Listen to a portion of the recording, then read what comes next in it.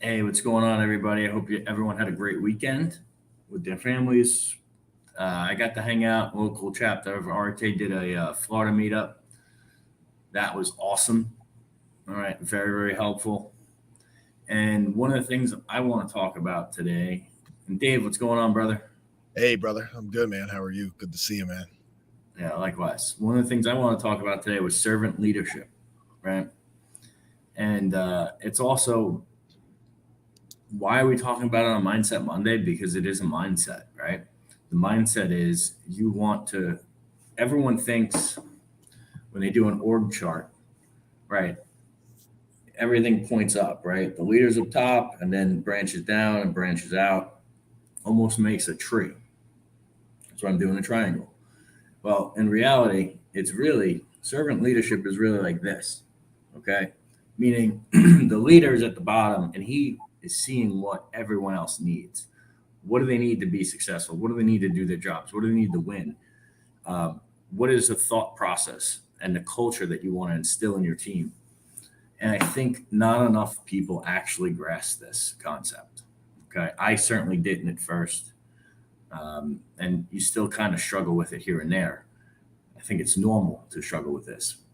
However, once you figure this out, everything becomes a lot easier. Your team performs a lot higher, a lot better too, right? And the culture certainly improves. Not only does the culture improve, but your whole team would be way more productive, right? And it's also uh, being like that with your clients, right? What can you do to help them? What extra things aren't they expecting? Can you help them with? Like for us, I get people financing, okay, but a lot of what I do is actually consulting.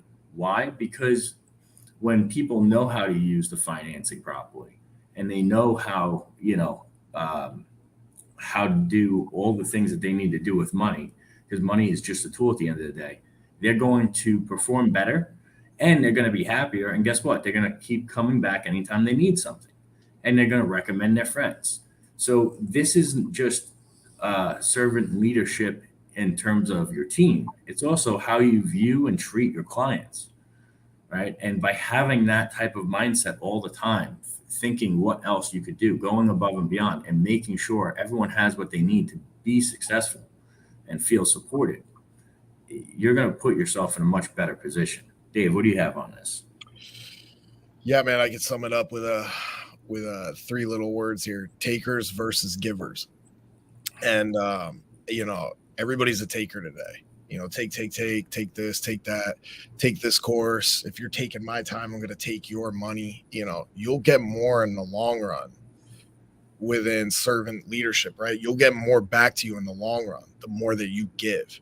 Everybody's a taker or a receiver.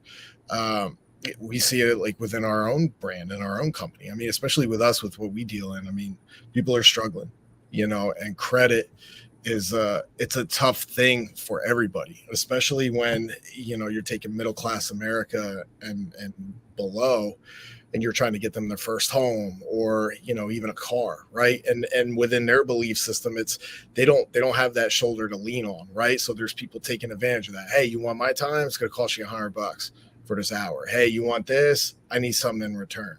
you know our main core value in our company is do the right thing, right? It's always do the right thing. So if even if there's something we can't do for somebody, we will give them basically a playbook, an offensive play. Hey, we can't help you, but this is what you can do to help yourself. Cool. What do I owe you? Nothing. Just run the play, right? Just run the play. This is what we stand by. This is what we do. Okay. We're going the extra mile. We're going to help you out. Okay. Well, I have this problem, but it's saying here on a different bureau. It's on LexisNexis. Oh, yeah. Okay. Nobody else really knows how to do that stuff inside the building except me. Okay. Hey, this is how you do it. Get this report and get it back to me, and I'll go over it with you. What does that cost? Listen, just go get the report, right? We're going to get you the game plan and get you to where you need to be, right? It's also about going the extra mile. And like one of the things I had on my mind today, just something that I'm reading, and besides servant leadership, it's also the belief and the faith that you have in what you're doing that kind of tie together too, to where it's like, okay, I love what I do. I believe in what I'm doing. I have faith that it's going to work out.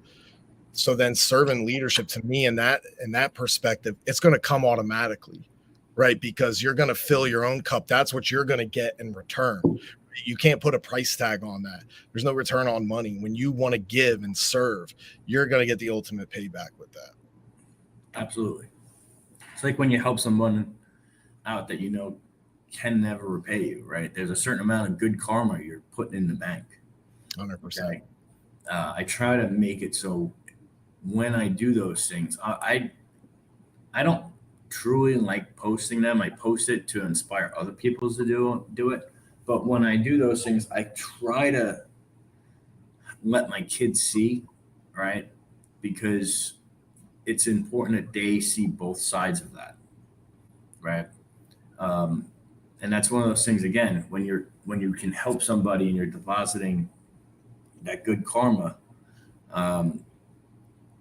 that's a tough lesson for kids to understand, right? So doing it in front of them when you can does help. It kind of sinks it in. I also do the same thing, and again, we're transforming Mindset Monday into how you can help and teach your kids that. But I think that's important because that's the next generation. Those are the lessons that need to be handed down. We've handed down way too many lessons that are far too far off base. Mm-hmm. All right.